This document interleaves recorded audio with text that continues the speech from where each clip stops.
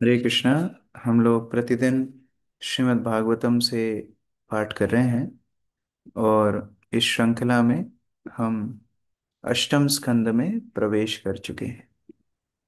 बहुत ही महत्वपूर्ण ये स्कंद है। ये हमें तैयार कर रहा है भागवत के दशम स्कंद में अंततः प्रवेश करने के लिए। किस तरह से भगवान के ऊपर शरणागत हुआ जाता है, अष्टम स्कंद बहुत अच्छे से बताते हैं। सर्वप्रथम स्वयंभू मनु का शरणागत होना, उनका भगवान के प्रति चिंतन मनन इत्यादि हमने देखा।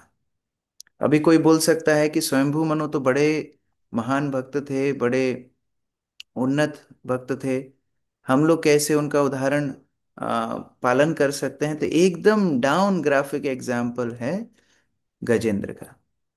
जैसे कई बार हम लोग कोई बहुत बड़ी कैटेगरी बताते हैं तो बोलते हैं आसमान से जमीन तक।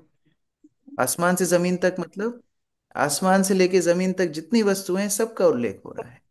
ऊपर से लेके नीचे तक मतलब ऊपर से लेके नीचे तक जितनी वस्तुएं सबका उल्लेख हो रहा है। एड़ी से लेके चोटी तक ये सारे हम व्यवहारिक भाषा में चर्चा करते हैं। तो उसी तरह स्वयंभू मनु से गजेंद्र तक, अर्थात जो मानव सभ्यता के जनक हैं, ऐसे महान राजा स्वयंभू मनु से लेके एक पशु योनि में गजेंद्र तक सब भगवान का आश्रय ले सकते हैं। अर्थात हम भी आश्रय ले सकते हैं। स्वयंभू मनु जिनके जीवन में सब अनुकूल परिस्थितियां थीं, उनका परिवार उन भक्त था, वो स्वयं भगवान की चेतना में हमेशा निमग्न थे। वो अनुकूल परिस्थिति से लेके एकदम प्रतिकूल परिस्थिति गजेंद्र की, जहां सब कुछ प्रतिकूल है, परिवार भी मदद नहीं कर पा रहा है, स्वयं भी अपनी शक्ति खो चुका है, हर तरह से बद्ध है, बाह्य दृष्टि से देखें तो पशु योनि में अविद्या में ग्रसित है। ऐसे प्रतिकूल परिस्थिति में भी भगवान का आश्रय ले रहे हैं। अर्थात भगवान का आश्रय भक्ति करने के लिए कोई पूर्व योग्यता की आकांक्षा नहीं है और कोई बहाना भी नहीं है कि मैं इसलिए भक्ति नहीं कर सकता। अगर गजेंद्र कर सकता है तो मैं भी कर सकता हूं। और यही प्रहलाद महाराज अपनी प्रार्थना में बोलते हैं। प्रहलाद महाराज बोलते हैं, हे भगवान, आप भक्ति से तुष्ट होते हैं। क्यों? क्योंकि आपने गजेंद्र तक को स्वीकार किया, तो इसीलिए मेरी आशा है कि आप मुझे भी स्वीकार करेंगे। तो प्रहलाद महाराज गजेंद्र का उल्लेख करते हैं, भक्त्या तुतोष भगवान गजयूथ पाया। भगवान आप गजेंद्र को स्वीकार किए, अर्थात मुझे भी स्वीकार करेंगे, क्योंकि आप तो केवल भक्ति देखते हैं और भक्ति के लिए कोई पूर्व योग्यता की आवश्यकता नहीं। इसलिए ये बहुत सुंदर उदाहरण है हमारे लिए, प्रेरणादायक उदाहरण है। भक्ति जो है वो एक आशा का मार्ग है। किस तरह हर पग पर भगवान अपने भक्तों को आशा से पूर्ण करते हैं। तो उस तरह हम लोग 6 श्लोक पढ़ चुके थे। आज श्लोक क्रमांक 7 से आगे। दीदृक्षवो यस्य पदं सुमंगलं, विमुक्त संगा मुनया सुसाधवा, चरन्त्यलोकवृतम् अव्रणं वने, भूतात्मभूता सुहृदा समे गति। नीतू माता जी पढ़िए। अनुवाद। जो सभी जीवों को समभाव से देखते हैं, जो सबके मित्रवत है, तथा जो जंगल में ब्रह्मचार्य वानप्रस्थ तथा संन्यास व्रत का बिना त्रुटि के अभ्यास करते हैं, ऐसे विमुक्त तथा मुनिगण पूर्ण पुरुषोत्तम भगवान के सर्व कल्याण प्रद चरण कमलों का दर्शन पाने के इच्छुक रहते हैं, वही पूर्ण पुरुषोत्तम भगवान मेरे गंतव्य हो। हरे कृष्णा प्रभु। इस प्रकार हम देखते हैं, सर्वप्रथम आध्यात्मिक जीवन में बढ़ने का मुख्य लक्षण है ईर्ष्या से मुक्त होना। अगर कोई ईर्ष्या में फंसा हुआ है तो वह आध्यात्मिक मार्ग में आगे नहीं बढ़ सकता। ये बहुत महत्वपूर्ण गुण है। सभी जीवों को समभाव देखना, अर्थात ईर्ष्या से मुक्त होना, सभी को भगवान का अंश देखना। सभी जीवों को एक जैसा हम कैसे देख पाएंगे? जब उनको हम भगवान का अंश देखेंगे। कम से कम भक्तों को तो भगवान का अंश देखना चाहिए। हम तो वहां भी अपराध कर बैठते हैं। सभी को समान भाव, और केवल समान भाव ही नहीं, मित्रवत, मित्रता के साथ। क्योंकि वैष्णव हमेशा कल्याण में लगे होते हैं, करुणा में लगे होते हैं, दूसरे जीवों के उद्धार में लगे होते हैं। और स्वयं के लिए तपस्या, जंगल में ब्रह्मचर्य वानप्रस्थ संन्यास व्रत, बिना त्रुटि के अभ्यास, अर्थात strict for one self, lenient for others. हम लोग क्या होते हैं, उल्टे होते हैं, दूसरों के लिए स्ट्रिक्ट होते हैं, खुद के लिए बड़ा, अरे वो मैं लेट हो गया था ना रात में, अभी कैसे उठता मैं। और दूसरा वक्त लेट आएगा तो देखो इतना पास में मंदिर के रहता है फिर भी टाइम पे नहीं आ पाता है। तो दूसरे वक्त के लिए स्ट्रिक्ट, खुद के लिए लीनियंट, लेकिन होना चाहिए उल्टा, खुद के लिए स्ट्रिक्ट, दूसरे के लिए लीनियंट। दूसरे वक्त के लिए सहानुभूति होना चाहिए और समभाव, हर जीव को भगवान के संबंध में देखना चाहिए। तब जाकर के कैसी इच्छा जागृत होगी, भगवान के कल्याणप्रद चरण कमलों के दर्शन पाने की इच्छा जागृत होगी। तो गजेंद्र बोल रहा है ऐसे महात्मा गण जो किसी से ईर्ष्या नहीं करते, भेदभाव नहीं करते, सभी जीवों के प्रति मित्रता भाव रखते हैं, स्वयं अपने जीवन में तपस्या इंद्रिय भोग से दूर रहते हैं, ऐसे महात्मा गण भी आपके चरण कमलों का दर्शन पाने के इच्छुक हैं। वो भगवान जो ऐसे आत्मारामों को भी आकर्षण करें, वो भगवान मेरे रक्षा करें। श्री चैतन्य महाप्रभु ये श्लोक बताएं, आत्मारामश्च मुनयो निर्ग्रंथि अपि अनुक्रमे कुर्वन्ति अहेतु किम भक्तिम इत्थम भूत गुणो हरि। वो भगवान हरि, वो भगवान जो आत्माराम, अर्थात आत्माराम शब्द का मतलब क्या होता है, आत्माराम अर्थात आत्मा रमण, जो स्वयं में ही संतुष्ट हो, उस व्यक्ति को आत्माराम बोलते हैं। जो स्वयं में संतुष्ट हो, उसको किसी से कुछ नहीं चाहिए, ऐसे व्यक्ति को आत्माराम बोलते हैं। लेकिन ऐसे आत्मारामों को भी जो आकर्षण करे, वो भगवान मेरी रक्षा करें, ऐसा गजेंद्र प्रार्थना कर रहे हैं। प्रभुपाद ने बहुत सुंदर तात्पर्य दिया है। अनुपमा राधिका माता जी। हरे कृष्णा प्रभु जी। धन्यवाद। तात्पर्य। इस श्लोक में भक्तों या उच्च आध्यात्मिक चेतना वाले व्यक्तियों के गुणों का वर्णन है। भक्त सब पर समान दृष्टि रखते हैं। वे उच्च तथा निम्न जातियों में कोई अंतर नहीं देखते। पंडिता समदर्शिना। वे हर एक को आत्मा के रूप में देखते हैं जो श्री भगवान का अंश होता है। इस प्रकार वे पूर्ण पुरुषोत्तम भगवान की खोज करने के पात्र होते हैं, यह समझते हुए कि पूर्ण पुरुषोत्तम भगवान हर एक के मित्र हैं। सुहृदम सर्वभूता नाम। वे श्री भगवान की ओर से हर एक से मित्रवत व्यवहार करते हैं। वे एक राष्ट्र तथा दूसरे में या एक जाति तथा दूसरी में भेदभाव न बरतते हुए सर्वत्र कृष्ण भावना व्रत अर्थात श्रीमद् भगवद गीता के आदेशों का उपदेश देते हैं। इस प्रकार वे श्री भगवान के चरण कमलों का दर्शन पाने के पात्र होते हैं। कृष्ण भावनामृत में ऐसे उपदेशकों को परम हंस कहा जाता है। जैसा कि विमूढ़ संग शब्द में सूचित होता है, उन्हें भौतिक परिस्थितियों से कुछ भी लेना देना नहीं रहता। मनुष्य को चाहिए कि पूर्ण पुरुषोत्तम भगवान का दर्शन करने के लिए वह ऐसे भक्त की शरण में जाए। तो भक्त अर्थात है जो सारे विश्व को अपना परिवार माने, जो भेदभाव करे वो भक्त नहीं है। इसलिए भक्तों को ये उदारता अपने हृदय में रखना चाहिए। हम कितने छोटे छोटे वस्तुओं को लेकर के विभाजन कर लेते हैं। जैसे शिल प्रभुपाद जब विदेशों में प्रचार करने के लिए गए और जब विदेशों से भक्त बना करके भारत लेकर के आए, तो दुर्भाग्यवश अधिकांश भारतीयों ने उनको फिर भी म्लेच्छ समझा, फिर भी यवन समझा। जबकि वैष्णव जैसे ही भक्ति को स्वीकार करता है, भगवान उसके सारे कल्मशों को दूर कर देते हैं। भगवान उसको चांडाल के परिवार में भी हो तो भी द्विज से, ब्राह्मणों से श्रेष्ठ बना देते हैं। इतनी शक्ति भगवान की भक्ति में है। लेकिन फिर भी हमारी बाह्य दृष्टि के अनुसार वैष्णवों का हम जजमेंट करते हैं।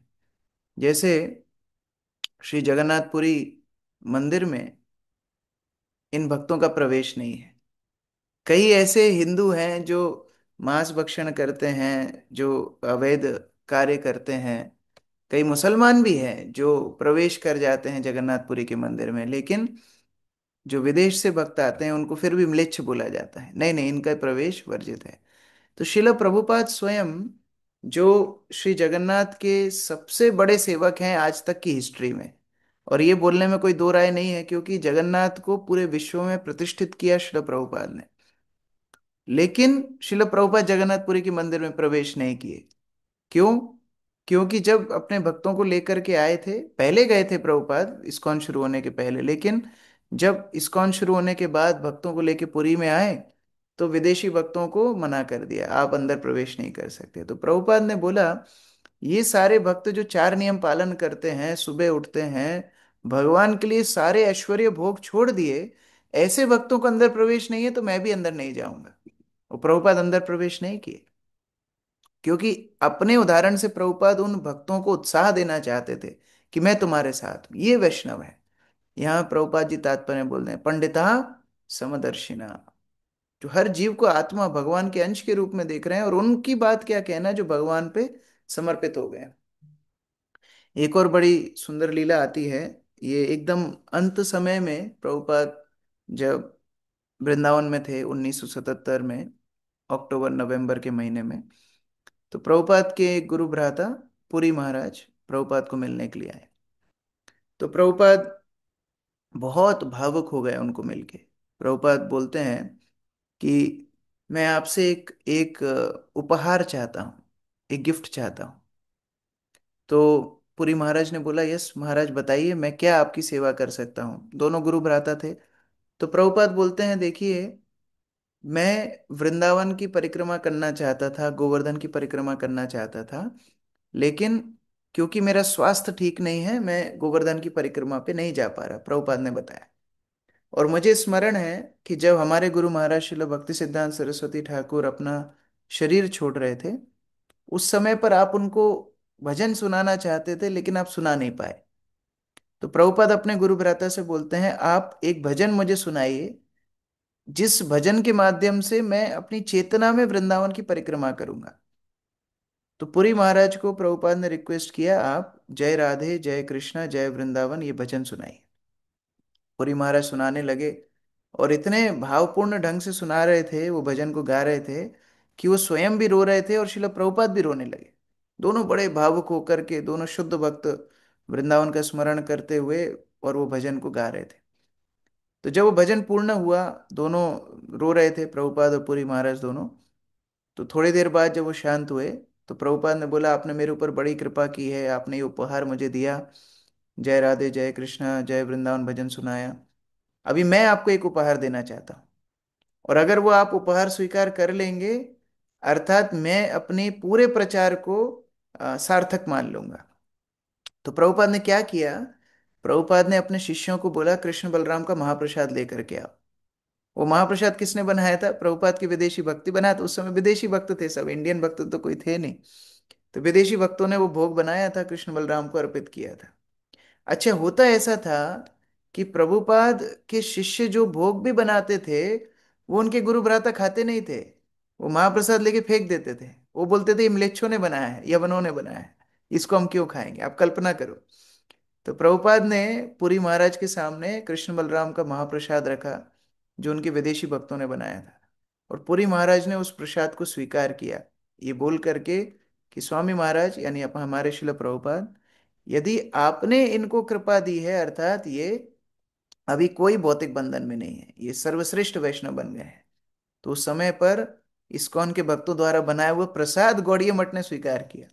आप कल्पना करो, बाहर की बात छोड़ दीजिए, शंकराचार्यों की छोड़ दीजिए, दूसरी परंपराओं की छोड़ दीजिए, हमारी ही परंपरा में विदेशी भक्तों को स्वीकार करने के लिए प्रभुपाद को कितना कठिन परिश्रम करना पड़ा। सुहृदय सर्वभूतानां।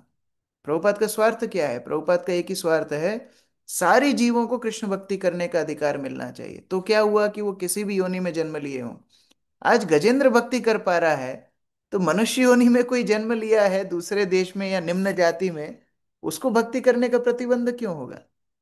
तो ये सारे बाह्य आवरणों से मुक्त भक्ति की पंथा है।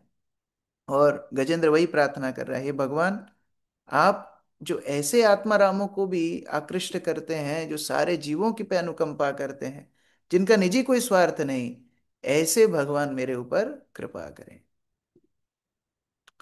श्लोक संख्या 8।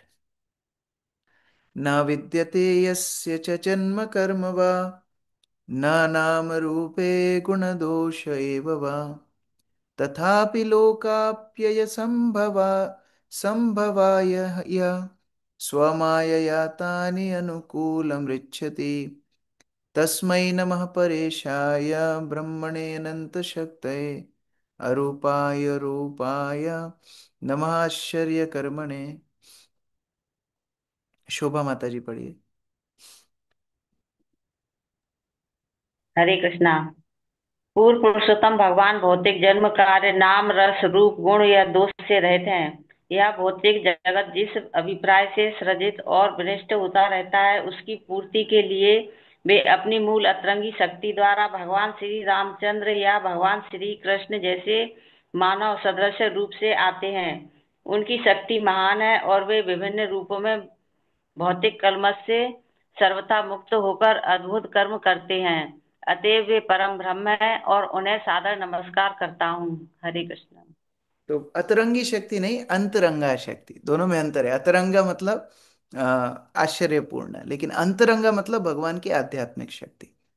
तो यहाँ पर गजेंद्र बोल रहे हैं, भगवान जैसे मैं शारीरिक चेतना में ग्रसित हूं, जैसे मैं अपने कर्म में बाध्य हूं, आप बाध्य नहीं हैं। एक मुक्त व्यक्ति ही दूसरे बाध्य व्यक्ति को मुक्त कर सकता है, एक बाध्य व्यक्ति दूसरे बाध्य व्यक्ति को मुक्त नहीं कर सकता है। दो व्यक्ति आपस में पास पास में कुर्सी से बंधे हो, एक दूसरे को नहीं खोल सकते हैं। एक खुला हुआ व्यक्ति चाहिए जो आकर के बंधे हुए व्यक्ति को मुक्त करे।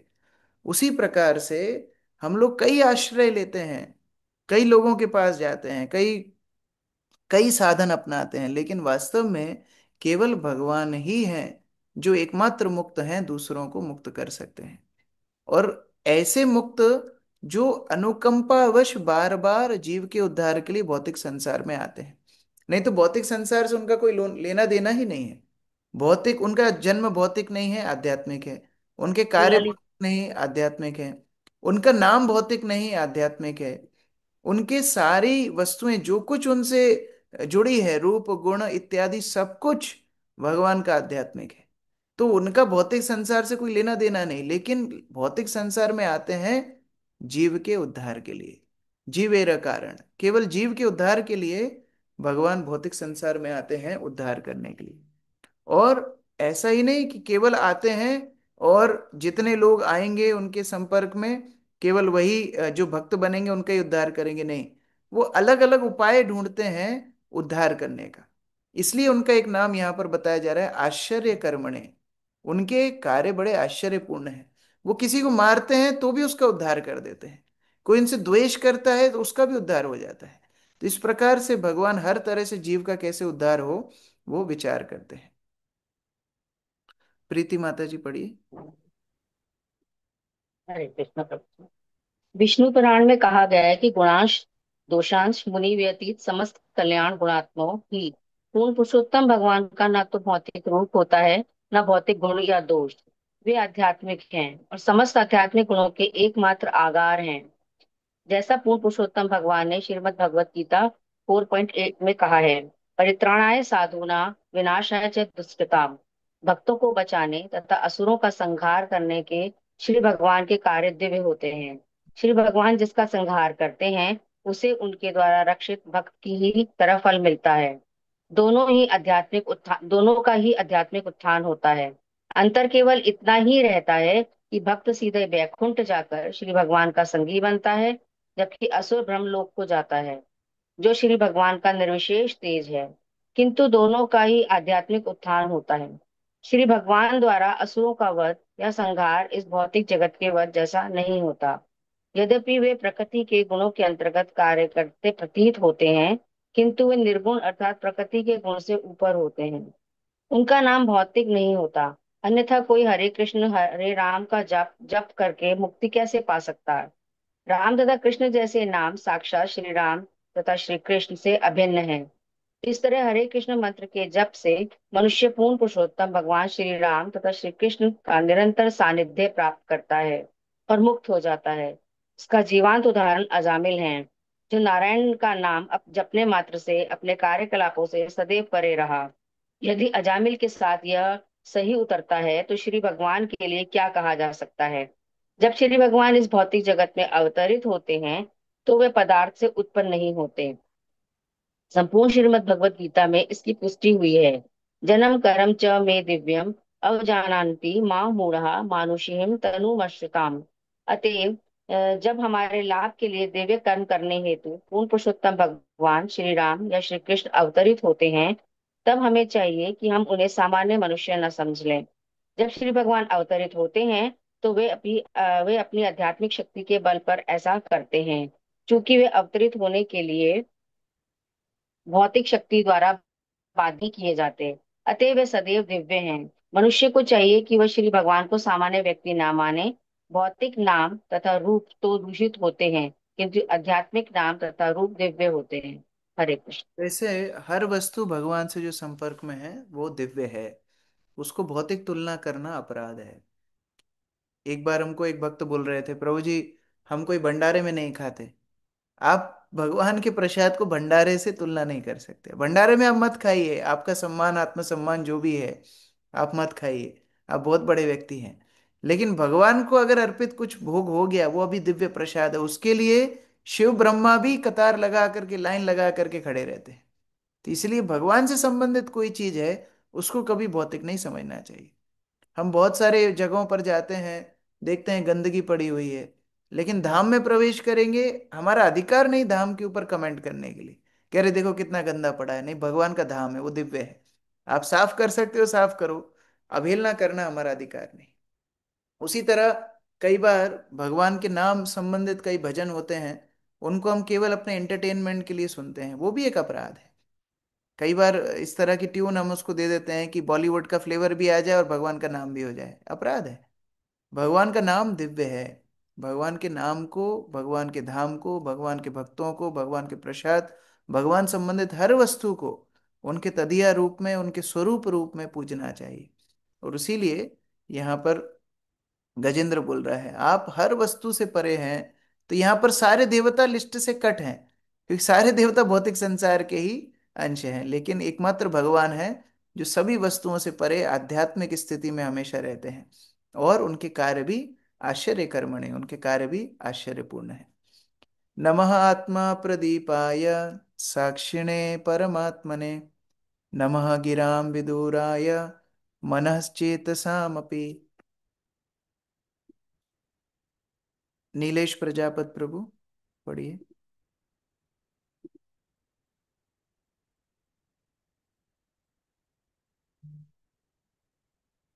अनम्यूट किया, अनम्यूट करके पढ़िए, अनम्यूट कर लीजिए, उसमें एक ऑप्शन है।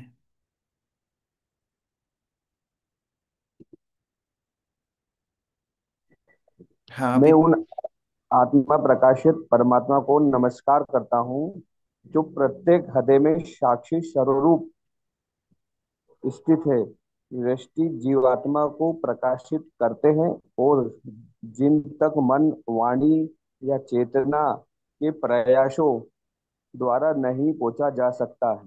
हरे कृष्ण। तो भगवान को आत्म प्रदीपाय बोल करके संबोधित कर रहे हैं कि केवल भौतिक अविद्या, अगर कोई टीचर थोड़ा बहुत पढ़ा देता है, थोड़ा बहुत ज्ञान हमको मिल जाता है, वो वास्तविक चेतना का उत्थान नहीं है। वास्तविक चेतना का उत्थान परमात्मा की उपस्थिति से होता है। आत्म प्रदीपाय, वो जीवों को प्रकाश देने, ऊर्जा देने वाले हैं, ज्ञान देने वाले हैं। और सभी जीवों को, अगर परमात्मा शरीर को छोड़ देंगे तो आत्मा का सामर्थ्य नहीं है कि वो शरीर को चलायमान रख सके। यद्यपि हम बोलते हैं कि आत्मा की उपस्थिति से शरीर चलता है, लेकिन आत्मा चलता है परमात्मा की उपस्थिति से। आत्म प्रदीप आया। और जो भक्त होंगे, उन भक्तों को तो एक स्टेप आगे भगवान गीता में बोलते हैं, दशम अध्याय 11 श्लोक, तेषाम एवानुकंपार्थम अहम अज्ञानजम तमः। जो मेरे भक्त हैं उनके ऊपर विशेष अनुकंपा करने के लिए उनके अज्ञान को मैं दूर करता हूं। कैसे? नाश्यामी आत्मभावस्तो ज्ञान दीपे न भाषता, उनके हृदय में मैं ज्ञान का दीपक जला देता हूं। तो यहाँ पर भगवान को आत्म प्रदीपाय बोल करके संबोधन कर रहे हैं। हे भगवान, आप हर जीव के हृदय में परमात्मा रूप से स्थित हैं, जो सारी ऊर्जा के स्रोत हैं। और इसीलिए कोई जीव वास्तव में आपको नहीं समझ सकता, आपकी कृपा से ही समझ सकता है। अगर दीप को अंधेरे कमरे में हमको दीपक को देखना है, तो दीपक की रोशनी से ही दीपक को देख सकते हैं, दूसरे प्रयास से नहीं देख सकते। उसी तरह से भगवान को देखने के लिए भी भगवान की अनुकंपा रूपी ज्ञान आवश्यक है। विनय कुमार प्रभु पढ़िए।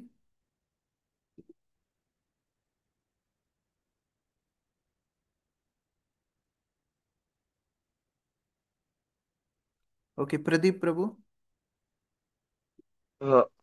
भगवान कृष्ण को मानसिक, शारीरिक या बौद्धिक प्रयासों से मनुष्य द्वारा नहीं समझा जा सकता। भगवान की कृपा से ही व्यष्टि आत्मा प्रकाशित होता है।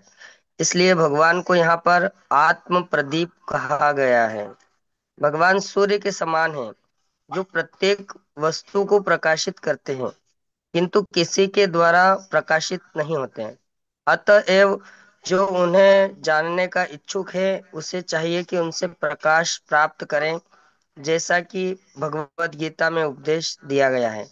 अपने मानसिक, शारीरिक या बौद्धिक बल से कोई भी भगवान को नहीं समझ सकता। हरे कृष्ण। क्या जो यहाँ आत्म प्रदीपाय बताया है, और मैंने गीता से बताया किस तरह भगवान अपने भक्तों के हृदय के अंधकार को दूर करते हैं। कौन से भक्तों के हृदय के अंधकार को दूर करते हैं? कौन उत्तर देगा? भगवत गीता से बताना है। कौन बताएगा? यस, दीपिका माता जी। जो शुद्ध भक्त होते हैं। हाँ, वो तो है, लेकिन भगवत गीता से बताना है। यस, बसंत प्रभु। तेषां सततयुक्तानां भजतां प्रीतिपूर्वकं ददामि बुद्धियोगं तं येन माम् उपयान्ति। वेरी गुड, समझाओ इसको। तेषां सतत युक्तानां, जो सतत भगवान से युक्त होते हैं, हर चीज में भगवान को जोड़ के। भजताम प्रीति पूर्वकम, जो भगवान को प्रीति पूर्वक भगवान का नित्य भजन करते हैं। ददामि बुद्धि योग, भगवान कहते हैं हम उसे बुद्धि योग प्रदान प्रदान करते हैं। और उन्हें फिर ददामि योगम तम येन माम उपयान्ति, भगवान उन्हें अपने कहते हैं कि हम अपने लेके जाएंगे। Very good. भजन, संभव। भजन का अर्थ क्या सम होता है? कौन बताए? हर भजन का अर्थ क्या होता भजन कीर्तन। है? नहीं। भजन मीन्स भगवान का नाम भजना। नहीं। ग्लोरीफाइंग द भगवान के गुण प्रभु जी, लीलाओं को। भजन मतलब निरंतर उनका स्मरण करना। एक मिनट, नहीं, अमर निताई प्रभु बता रहे हैं। अमर निताई प्रभु, अनम्यूट कीजिए। भगवान के गुण रूप लीलाओं को यदि हम लोगों को बताते हैं, वो भजन है। नहीं, भजन का और अर्थ है। श्याम गोविंद प्रभु।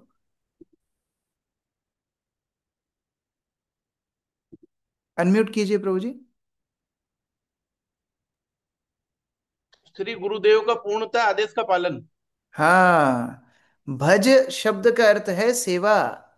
हमको भजन भजन भजन भजन सुन के बस भजन कीर्तन ही याद आता है। संस्कृत शब्द भज का अर्थ है सेवा। और जैसा श्याम गोविंद प्रभु ने बोला, सेवा कैसे करना है? श्री गुरुदेव के आदेशों का पालन करना, ये बस भजन है। और कुड़कुड़ा करके नहीं, प्रीति पूर्वकम, प्रेम से, प्रीति पूर्वकम। उनको ददामी बुद्धि योगम तम, उनके हृदय में भगवान प्रेम देते हैं, उनके हृदय में बुद्धि देते हैं, जिससे वो भगवान के निकट आ सके। तो कई बार हम लोग को ये प्रश्न आता है कि क्यों भक्ति में हमको इंस्पिरेशन क्यों नहीं मिल रही? सेवा कच्ची है हमारी। हम प्रीति पूर्वक गुरु की सेवा नहीं कर रहे, वैष्णव की सेवा नहीं कर रहे, इसलिए हमारे हृदय में वो ज्ञान प्रकाशित नहीं हो रहा है। श्लोक संख्या 11। सत्वेन प्रतिलभ्याय नैष्कर्मेण विपश्चिता नमः कैवल्यनाथाय निर्वाण सुख संविदे। मदन पोरवाल प्रभु, पढ़िए।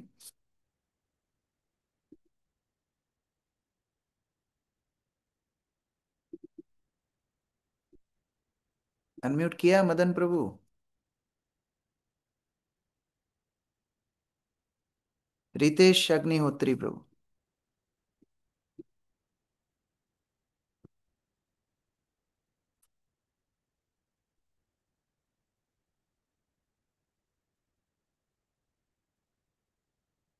ठीक है, प्रमोदानंद प्रभु जी पढ़िए। परीक्षा में भी दंड भगवान की अनुभूति उन शुद्ध भक्तों की को होती है, जो भक्ति योग की दिव्य स्थिति में रहकर कर्म करते हैं। वे अकलुषित सुख के दावा दाता है और दिव्य लोक के स्वामी है। अतः मैं उन्हें नमस्कार करता हूँ। हरे कृष्ण, धन्यवाद। ये स्पष्ट भी कर रहे हैं, गजेंद्र भी यहाँ स्पष्ट कर रहे हैं, जैसा गीता में स्पष्ट है। किनको भगवान ज्ञान प्रदीप देते हैं, किनको भगवान बुद्धि देते हैं, किनको भगवान अपनी कृपा देते हैं?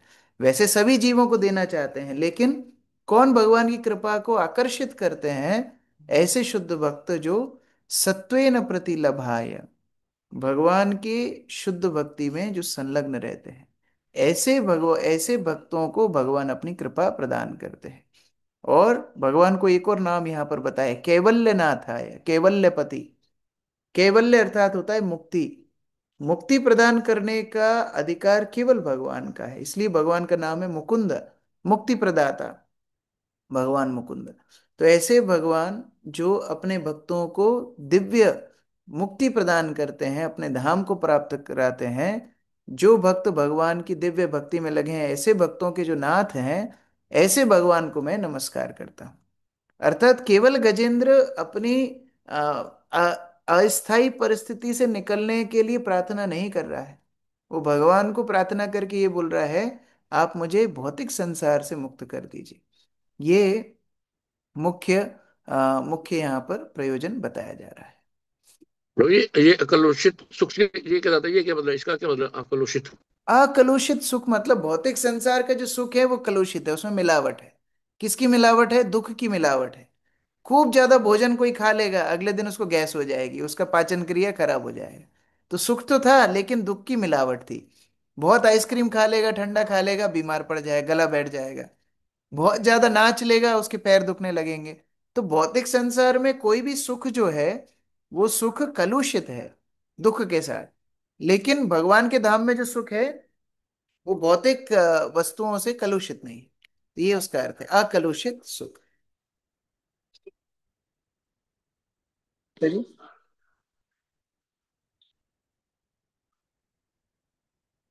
आरती माता जी तात्पर्य। जैसा कि श्रीमद् भगवत गीता में कहा गया है, पूर्ण पुरुषोत्तम भगवान केवल भक्ति से जाने जा सकते हैं। भक्त्या मां भी जानाति यावन यश्चास्मि तत्वतः। यदि कोई सचमुच भगवान को यथार्थ रूप से जानना चाहता है तो उसे भक्ति के कार्यों में जुट जाना चाहिए। ये कार्य सत्व तथा शुद्ध सत्व कहलाते हैं।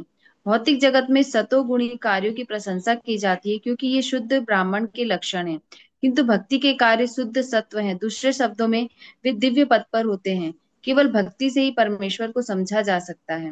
भक्ति को नैष्कर्म कहा जाता है। मात्र भौतिक कार्यों के निषेध से काम नहीं चलेगा। नैष्कर्ममप्यच्युत भाव वर्जितम।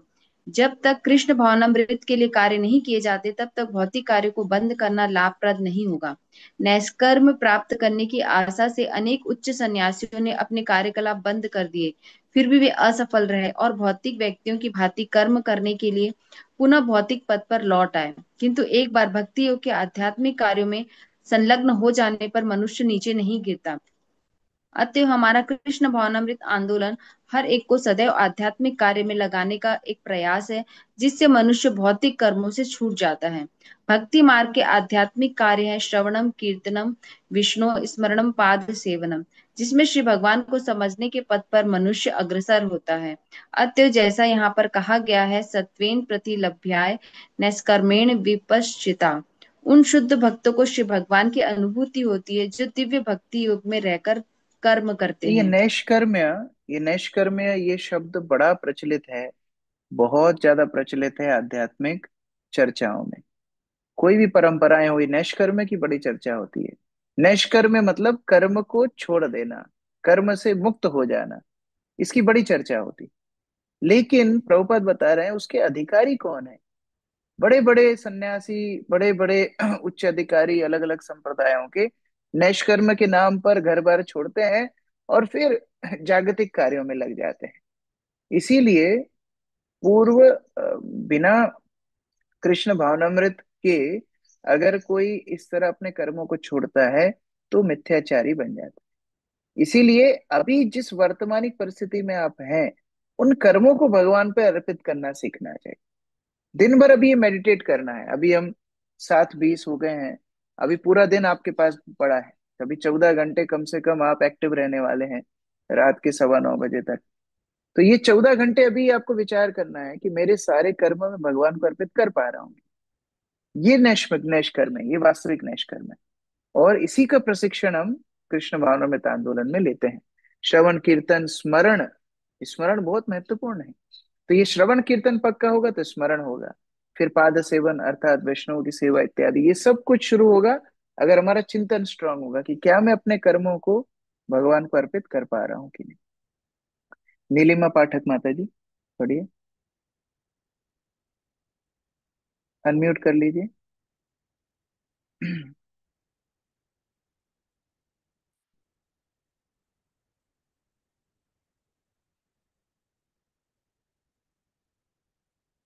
लास्ट पैराग्राफ, गोपाल तपनी उपनिषद। यस। गोपाल तापसी उपनिषद का कथन था, हे भक्ति रस से भजन प्रतीतामुत्र पाप धीना रायतस्य नेमा उष्मिनन् मनसः कल्पनम एतत एवं च निष्कर्मण्य। यह निष्कर्म की परिभाषा है। कोई मनुष्य तभी निष्कर्म कर्म करता है तब कि जीवन में या भावी जीवन में यह अमूत्र इसी लोक में या स्वर्ग लोक में निष्काम भाव से कृष्ण भावना भावित कार्यों में पूरी तरह लगा रहता है।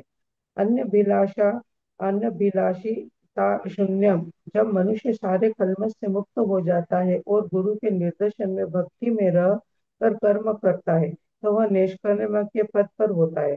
भगवान की से होती ऐसी दिव्य भक्ति से होती है। मैं उन्हें नमस्कार करता हूँ। हरे कृष्ण। तो ऐसे भक्त जो बाह्य रूप से बड़े सक्रिय दिखेंगे, लेकिन अंदर से उनकी कोई भौतिक अभिलाषा नहीं है, अन्य अभिलाषिता शून्यम, शून्य है, केवल एकमात्र भगवान की प्रसन्नता के लिए वो कार्य करते हैं, ऐसे भक्त निष्कर्म कहलाते हैं।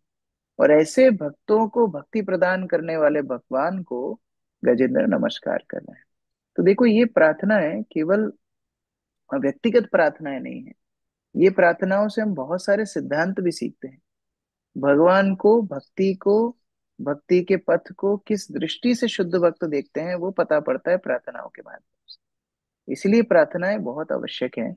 उनके माध्यम से सटीक जो कंक्लूजन है भक्ति का, वो हमको सीखने के लिए मिलता है।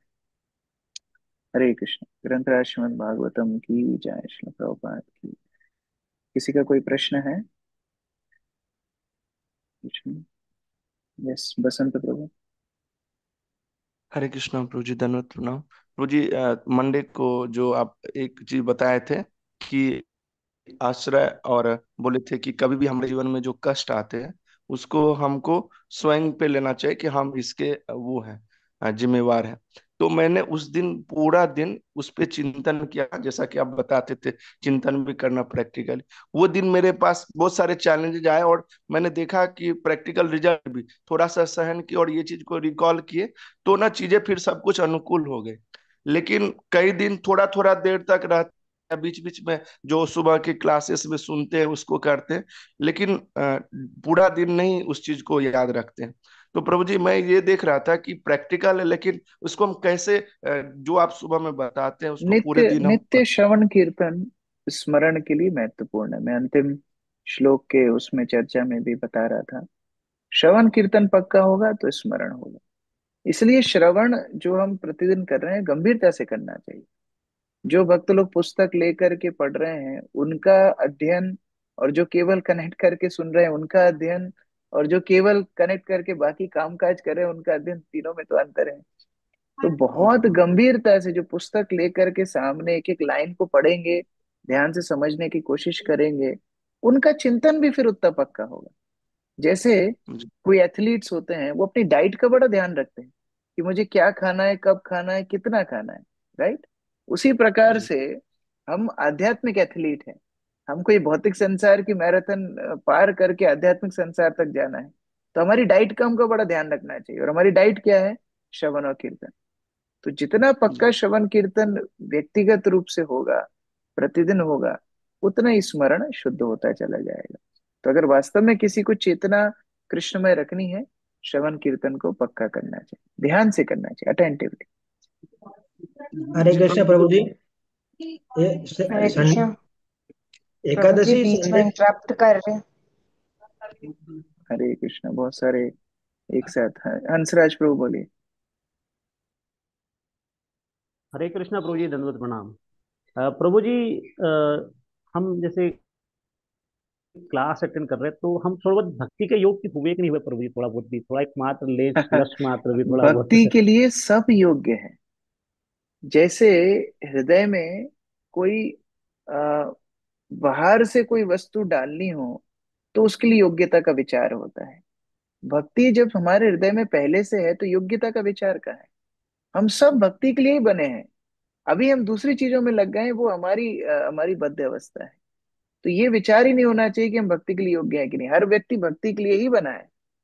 जीवेर स्वरूप होए कृष्णेर नित्य दास। दास। जीव का स्वरूप है कृष्ण का नित्य दास होना।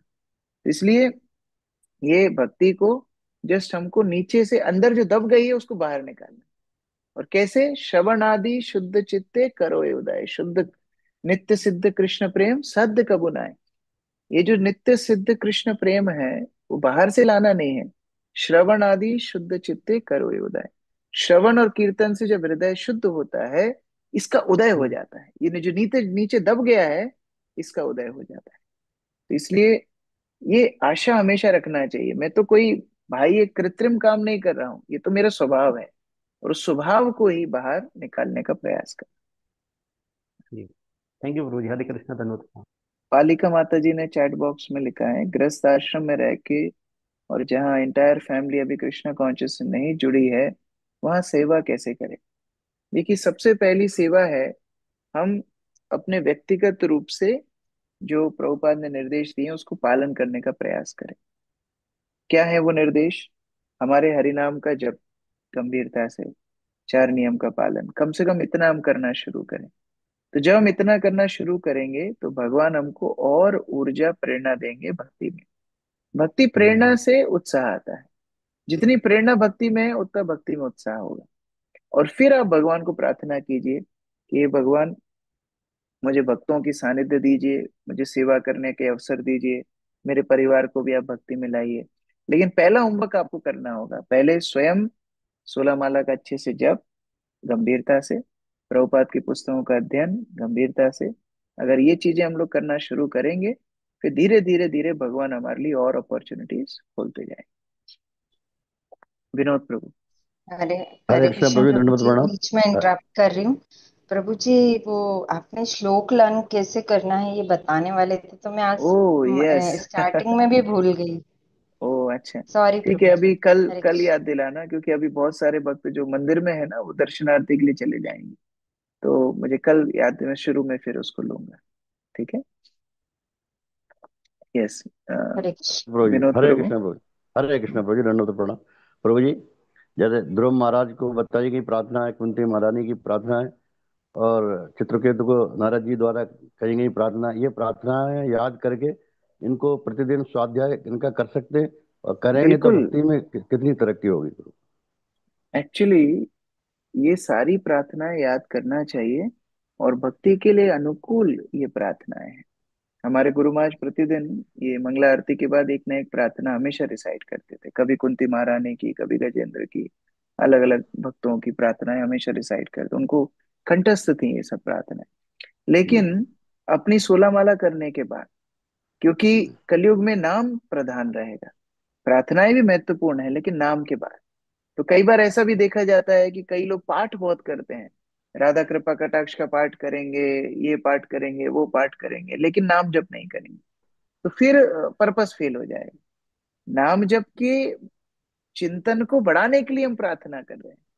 अगर नाम जप ही नहीं होगा तो फिर पर्पस फेल हो जाएगा। तो 16 माला का जप अच्छे से करा जाए, और उसके बाद फिर जो भी प्रार्थनाएं आपको अच्छी लगती हैं उसको याद कीजिए, दोहराइए, वो आपके नाम जप में आपको मदद करेगी। हरे कृष्ण। यस। जय प्रभु। हरे कृष्ण प्रभु जी। प्रभु जी, मेरा प्रश्न ये था, जैसे कि हम देख रहे हैं कि कितनी सुंदर प्रार्थनाएं गजेंद्र कर रहे हैं भगवान से, ऐसे हमने प्रहलाद महाराज की भी देखी। बट प्रभु जी, इस चेतना को कैसे डेवलप करें? मतलब हम जब मैं जब संकट में आता हूँ, मेरे अंदर से वो प्रार्थनाएं निकलती हुई हैं, तो मैं जब उस चेतना को। गरीब आदमी जब मकान बनाता है तो कैसे मकान बनाता है? उसके पास तो पैसे नहीं है, वो कैसे मकान बनाता है? मिट्टी से, मतलब कैसे एक तरह उधार उधार लेकर के। उधार आपको लेकर। समस्या आई नहीं ना, इसलिए आपको मालूम नहीं। गरीब आदमी जब घर में कोई शादी करता है या मकान बनाता है, कोई भी काम उधार लेकर के करता है। उसके पास पैसे नहीं है, उधार लेता है। उसी तरह हम साधक हैं, हमारी शुद्ध चेतना नहीं, हम क्या करेंगे? हम उधार लेंगे, आचार्यों से उधार लेंगे, उनकी प्रार्थनाओं को दोहराएंगे। तो जब हम संकट में आएंगे उनको स्मरण करना है, उन्होंने संकट में कैसे भगवान को प्रार्थना की वो हमको दोहराना है। तो हमारी वो चेतना उतनी उन्नत नहीं है, लेकिन जिस तरह शुद्ध भक्तों ने भगवान को प्रार्थना की है वो दोहराने से हम भी धीरे धीरे शुद्ध हो सकते जैसे शिक्षा अष्टकम भी एक प्रार्थना ही है, तो शिक्षा अष्टकम को हैं। बनाने से कोई सही यस, रहेगा। यस। शिक्षा अष्टकम चैतन्य महाप्रभु की प्रार्थना है, तो कितनी उन्नत भाव होगा। इसलिए हम लोग आचार्यों की प्रार्थनाओं को दोहराते हैं, ये हमारे लिए सबसे सेफ है। नहीं तो हम प्रार्थना करेंगे तो उसमें फिर भौतिक मिश्रण होगा, इसलिए आचार्यों की प्रार्थनाओं को दोहराना चाहिए। यस, भुवन मोहिनी माता जी। हरे कृष्णा प्रभु जी, दंडवत प्रणाम। धन्यवाद। प्रभु जैसे अभी हम गजेंद्र की प्रार्थनाएं पढ़ रहे हैं, इसके आगे का भी थोड़ा पढ़ा हुआ है, तो उसमें ऐसे लग रहा है जैसे अभी गजेंद्र को ये पता नहीं है कि भगवान कौन है, ऐसा है। डायरेक्ट साक्षात्कार हो सकता है उसको ना हो, लेकिन हम्म भगवान के गुण उसको मालूम है। तो जब भगवान के विचार होता है नाम रूप गुण लीला, ये विचार होता है। हम्म लेकिन अगर हम गजेंद्र के स्तर पे देखें तो पूर्व जन्म में हो सकता है वो ब्रह्मवादी हो या परमात्मवादी हो, ये संभावना हो सकती है। तो अभी वो जो हम्म गुणों का विचार कर रहा है वो धीरे धीरे हम्म बिल्डअप हो रहे हैं।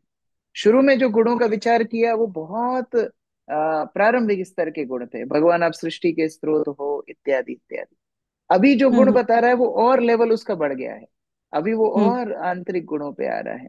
तो हो सकता है प्रार्थना करते करते भी भगवान उसको और ज्यादा अपना साक्षात्कार दे रहे हो। तो डायरेक्ट कृष्ण के विषय में नहीं बोल रहा है।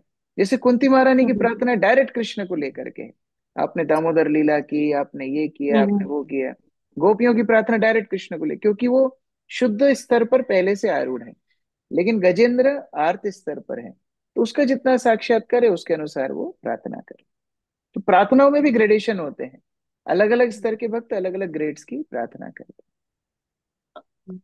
और प्रभु जी जो हम भरत महाराज का पढ़ते हैं और गजेंद्र का पढ़ते हैं, इसको कैसे हम कंपेयर कर सकते हैं। हैं। भरत महाराज मतलब जो जिनका हम्म, हिरण से आसक्ति हो गई थी उस तरह। हाँ हाँ हाँ। तो आप बताइए कैसा कंपैरिजन। नहीं नहीं, मैं आपसे पूछ रही हूँ क्योंकि दोनों को पशु योनि मिली और उनका तो भाव स्तर पर थे, इनका पता नहीं इंद्रद्युम्न महाराज किस स्तर पर थे, तो इसलिए पूछ रही देखो हूँ। दोनों दोनों ही एक सिद्धांत को सूचित करते हैं कि पूर्व जन्म में की गई भक्ति कभी नष्ट नहीं होती। ये दोनों ही उदाहरण हमको आशा देते हैं। भरत महाराज हिरण बने लेकिन चेतना उनकी स्पष्ट थी कि मैं अपनी गलती के कारण इधर फंस गया हूं, आगे मुझे नहीं फंसना। तो उन्होंने उस तपस्या को किया, साधु ऋषियों के आसपास में रहे, और फिर भगवान ने उनको पुनः जड़ भरत के रूप में लाए। लेकिन यहाँ गजेंद्र का क्या हो रहा है, गजेंद्र इसी योनि में भगवत धाम जा रहा है। वहां पर भगवान ने एक और लेवल प्रमोशन दिया भरत महाराज को। कैसा प्रमोशन? तुमको भगवत धाम तो जाना है, लेकिन उसके पहले तुम दूसरों को प्रचार करके जाओ। जड़ भरत अगले जन्म में आके रघुगण को उपदेश दे करके जाते हैं। तो ये भगवान के ऊपर है किस भक्त से क्या कार्य सिद्ध कराना चाहते हैं। लेकिन दोनों के उदाहरण हमको शिक्षा ये देते हैं कि कितनी भी भक्ति किसी ने की हो, भगवान उसको कभी भूलते नहीं। ये उदाहरण दोनों सिखाते और एक और लास्ट क्वेश्चन।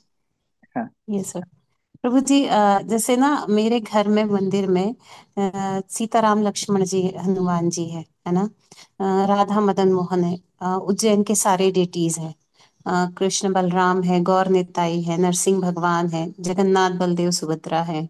तो ये सभी डेटीज हैं। तो जब कभी ऐसे सोचते हैं कि किसको देखना है या किसको देख के माला करनी है या किस पे आसक्ति ज्यादा करनी है, वो समझ में नहीं आता। फिर समझ में आया एक कि हमारे अनर्थ तो बहुत ज्यादा है, चलो हम नरसिंह देव जी को पकड़ लेते हैं। ठीक है। फिर फिर जगन्नाथ जी की कथा सुनी और आपसे पूछा भी था मैंने, तो कथा सुनी, थोड़ी कथा की भी, कथा सुनी भी, उससे लगा। और आपने बहुत अच्छी बात एक बोली थी कि जगन्नाथ जी जो है भोजन जो प्रसाद खाना है वही उनकी सेवा है। हमने कहा चलो हमारा स्तर तो बहुत बेकार है, नाम जब भी अच्छे से नहीं हो रहा है, अनर्थ भी इतने सारे हैं और खाने पीने में आसक्ति बहुत ज्यादा है, तो चलो हम जगन्नाथ जी को पकड़ लेते हैं। तो तो मतलब किसको किसको किस कौन हमारे लिए वो है ये देखना है, या फिर एक और चीज दिमाग में आती कि हमने तो किसी को नहीं देखा, हमने तो गुरु महाराज को देखा बस, तो क्या हम केवल गुरु महाराज को पकड़े? वास्तव में साधक स्तर पे इस तरह एक रूप पर ध्यान केंद्रित करना मुश्किल होता है। इसलिए हम चैतन्य महाप्रभु का भी उदाहरण देखते हैं।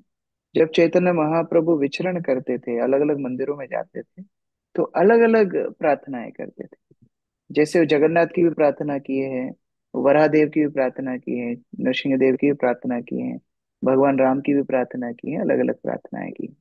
लेकिन जब चैतन्य महाप्रभु अपने अंतिम 18 वर्षों में जगन्नाथपुरी में गंभीरा में एकांत में रहते थे, तो केवल ब्रजेंद्र नंदन कृष्ण का स्मरण करते थे। तो वो अपने उदाहरण से ये सिखा रहे हैं कि प्रारंभिक स्तर में जब हम भक्ति में आते हैं, तो वो एक रूप के ऊपर ध्यान मुश्किल होता है। इसीलिए हम लोग क्या करते हैं, भक्ति में विघ्न आए, नृसिंहदेव को स्मरण किया। अभी रथ यात्रा का माहौल चल रहा है, चलो जगन्नाथ कथा सुन रहे हैं। जन्माष्टमी आएगी, कृष्ण लीला सुनेंगे। कार्तिक आएगा, दामोदर लीला सुनेंगे। नित्यानंद त्रयोदशी आएगी, नित्यानंद कथा सुनेंगे। चैतन्य महाप्रभु गौर पूर्णिमा पे सुनेंगे। फिर रामनवमी आएगी, राम कथा सुनेंगे। जिससे हमारा ध्यान येन केन प्रकारेण कृष्ण रूप में, कृष्ण अवतार हो, कृष्ण रूप हो, उनमें केंद्रित हो। और गुरु के ऊपर जो ध्यान की बात है वो सतत चलेगा, क्योंकि गुरु और कृष्ण अलग अलग नहीं है। तो कोई से भी रूप का हम ध्यान करेंगे तो गुरु के साथ ही शुरू होगा, गुरु के साथ ही खत्म होगा, उनकी सेवा के साथ ही खत्म या शुरू होगा। लेकिन धीरे धीरे जैसे भक्त प्रगति करते हैं, ये अपने आप हृदय से एक रूप के ऊपर ध्यान केंद्रित हो जाएगा। इसके लिए अलग से प्रयास नहीं करना पड़ेगा। ये जो अभी प्रश्न आ रहा है, इसका मतलब ही है कि अभी वो स्वतः नहीं हो रहा है। तो ये जब भक्ति में हम आगे बढ़ेंगे, अपने आप ध्यान एक लेजर पॉइंट जैसा एक एक रूप पर केंद्रित हो जाए।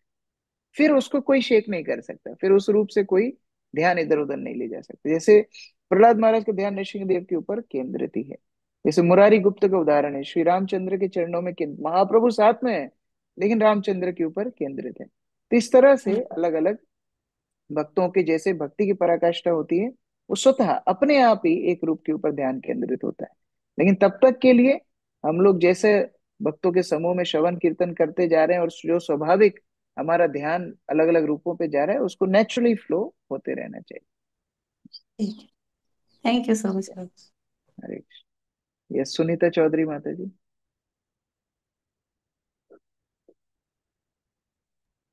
हरे कृष्ण प्रभु जी, दंडवत प्रणाम।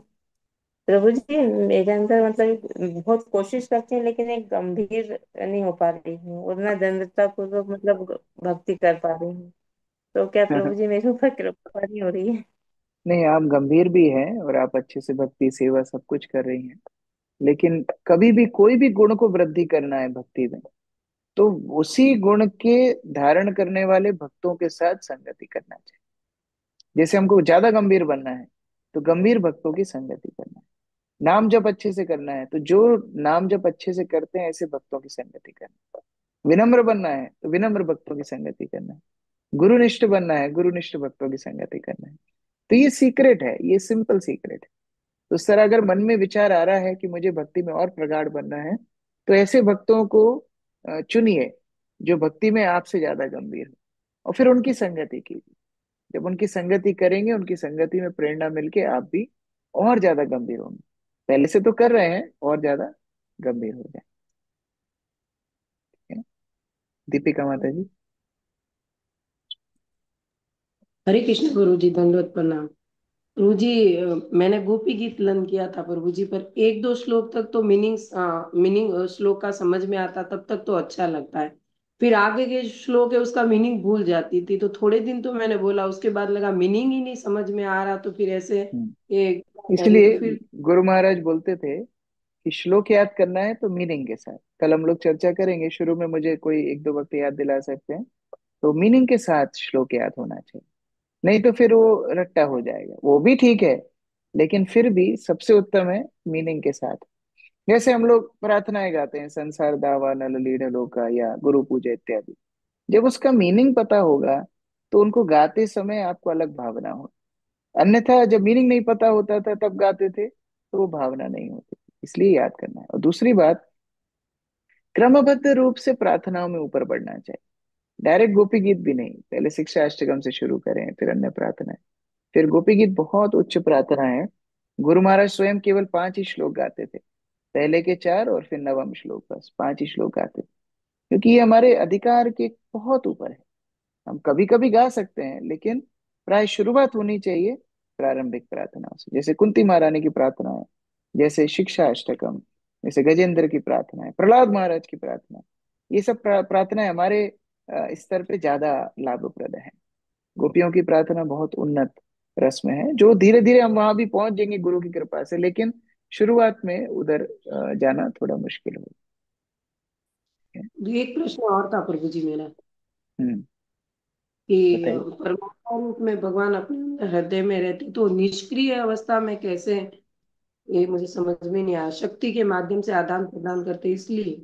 निष्क्रिय मतलब वो तो क्रियाशील ही है, लेकिन हम उनकी बात नहीं सुन रहे हैं, उस तरह से निष्क्रिय। हम बात नहीं सुन रहे हैं, जैसे गूंगे बहरे व्यक्ति को हर व्यक्ति गूंगा बहरा दिखता है, क्यों? उसको सुनाई नहीं दे रहा है। उसी तरह परमात्मा तो हमेशा क्रियाशील है, लेकिन हम उनकी बात की उपेक्षा करते हैं, इसलिए क्रियाशील, क्रिया भी है मुस्तक। किशोरी माता जी। हरे कृष्णा प्रभु जी, दंडवत प्रणाम। थैंक यू वेरी मच प्रभु जी, आज फर्स्ट टाइम मैंने क्लास सुनी, काफी प्रेरणादायक थी प्रभु जी क्लास। प्रभु जी अभी आपने किन्हीं भक्त के आंसर में कहा था कि आवाज आ रही ना प्रभु जी? हाँ हाँ माता जी।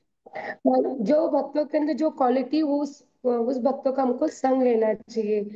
तो हम कैसे समझे कि इस भक्ति के अंदर क्वालिटी है करके? जब तो सभी जन करते हैं, सेवा भी देखिए, सभी कई जन करे, तो कैसे मालूम कई गुण पड़ेगा? कई गुण ऐसे होते हैं जो बड़े सूर्य समान प्रकाशित होते हैं। जैसे जब सब भक्त करते हैं, लेकिन जो भक्त निष्ठा पूर्वक एक स्थान पर ध्यान से जप करे, उसका जप का क्वालिटी अपने आप हमको अलग दिखता है। तो ऐसे भक्त के पास में बैठ के जब जप करेंगे, तो जप अपने आप अच्छा होगा, बजाय कि ऐसे भक्त के जो बीच बीच में सो भी रहा है, बीच बीच में बातें भी कर रहा है, बीच में मोबाइल भी चला रहा है, तो उसके बगल में बैठेंगे तो हो सकता है हमारा ध्यान भी इधर उधर भटके। तो जो कम से कम हम बाहर से देख पा रहे हैं, अंदर के हृदय की स्थिति तो हम किसी की नहीं देख पाते हैं, लेकिन बाहर से जो देख पा रहे हैं, उसको कम से कम अनुसरण करना चाहिए। जैसे मैं कल या परसों चर्चा में बता रहा था कि सेवा में कोई एक निष्ठ है, वो कैसे पता पड़ेगा? रेगुलरिटी से, कि रेगुलर कौन सेवा कर रहा है। एक दिन तो सबको उत्साह आता है, 2 दिन बहुत उत्साह आता है, लेकिन रेगुलर कौन कर रहा है, वो ज्यादा निष्ठावान है, कम से कम बाह्य दृष्टि से। तो फिर उनकी संगति में हमारी सेवा की निष्ठा बढ़ेगी। कौन सुबह के कार्यक्रम में रेगुलर है, तो उसकी संगति में हमारा सुबह का कार्यक्रम अच्छा होगा। तो ऐसे धीरे धीरे हमारी चेतना भी उन्नत होगी। हृदय की बात तो केवल भगवान जानते हैं, लेकिन बाहर से कम जो गुण हम पकड़ पा रहे हैं, ऐसे भक्तों की संगति करने से हमें भी लाभ मिलेगा। जी प्रभु जी, thank you very much. Hare Krishna. Prabhupada की जय। संवेद भक्त की